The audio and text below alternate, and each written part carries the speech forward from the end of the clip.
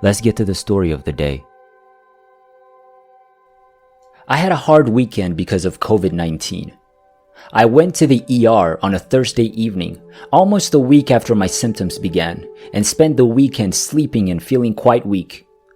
I watched a lot of television but don't recall much of it. We decided to call my mother and have her watch our 4 children on Sunday evening, all under 6. She agreed to come over on Monday. I washed and dressed on Monday morning, but I was exhausted. I walked down the stairs and inquired about the arrival of my mother. She claimed to have just left Sandy, about 25 minutes away. I weighed this against my ability to breathe and gently requested that she call an ambulance before I passed out, which I did. I was conscious enough to welcome the ambulance as they put me into the truck. I recalled some of the ride as well, but not much. According to my wife, they had to rip my clothing off and start inserting tubing down into my lungs right away. My unconscious body struggled with this, and I forcefully heaved. They then put me to sleep with something. I believe the combination of the medications utilized, as well as my body's negative reaction to and misunderstanding of the breathing tube, caused my mind to spiral downward. In reality, I had a number of hallucinations while in the hospital. They were threatening to kill me, I was told. I'm a religious man, but my mentality had become so negative that I couldn't bring myself to pray or even think about it. My mind was fogged up with confusion, dread, and rage.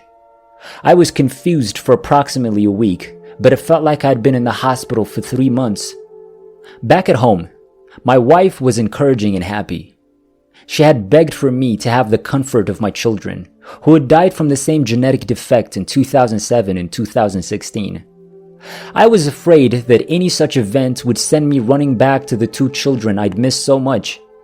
I had 4 beautiful children, all under the age of 6, waiting at home.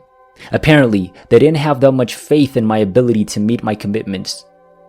In the midst of several hallucinations, all of which were bad and occurred within the hospital and my hospital room, I can't emphasize how terrible my mind had gotten enough.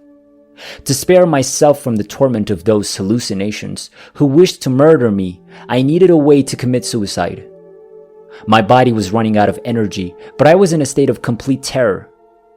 I must have pressed the nurse call button 1,000 times, but when they came into my room a few times, they ignored my panicked expression.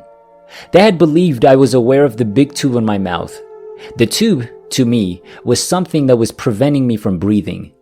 I had no idea that the tube was breathing for me. I wanted to die once I realized the nurses didn't care, but I held out hope and kept breathing.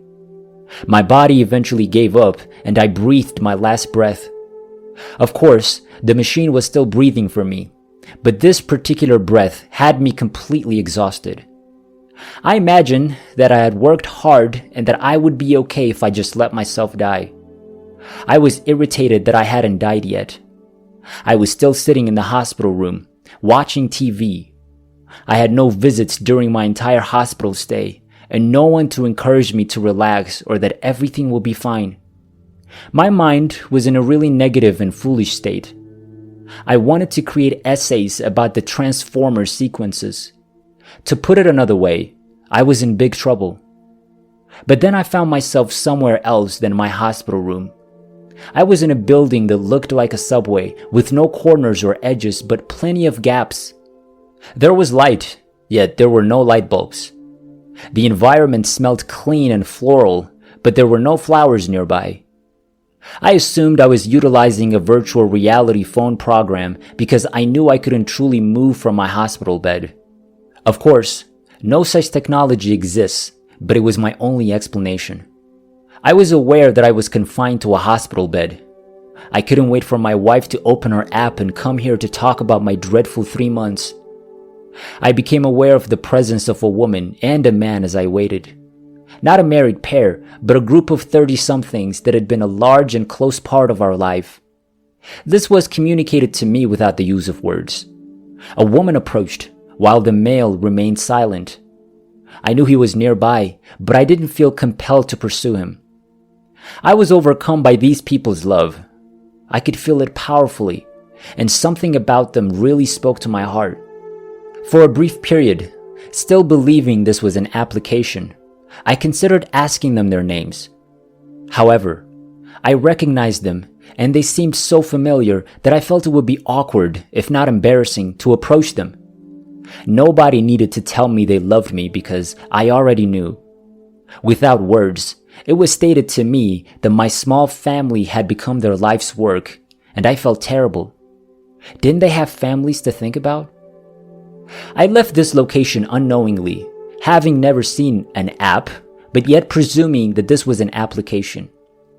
I was back at the hospital, performing my usual feeble-minded antics. Everything was bad and there was no hope. I envisaged inflicting a concussion on myself in the hopes of dying once the needles and chemicals could no longer sustain my non-breathing body.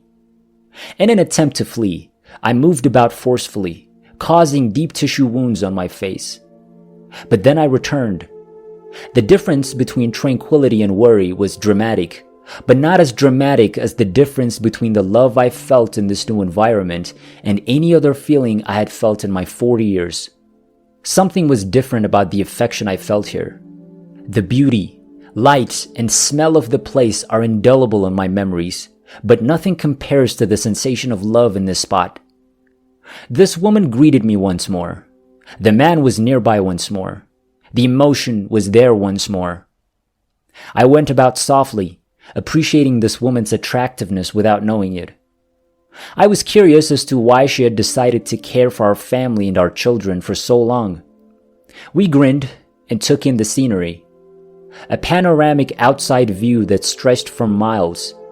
We were on an island in the sky, but the limits of the land were obscured by a dazzling haze.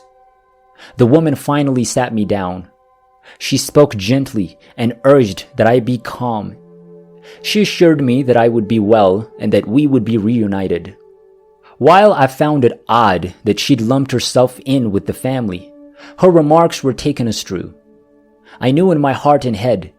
I'm not sure why there was no uncertainty from that moment on, but I knew I'd be fine. I quickly returned to my hospital room, relaxed.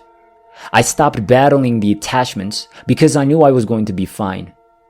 They withdrew the ventilator and fitted me with an oxygen mask over the next few days.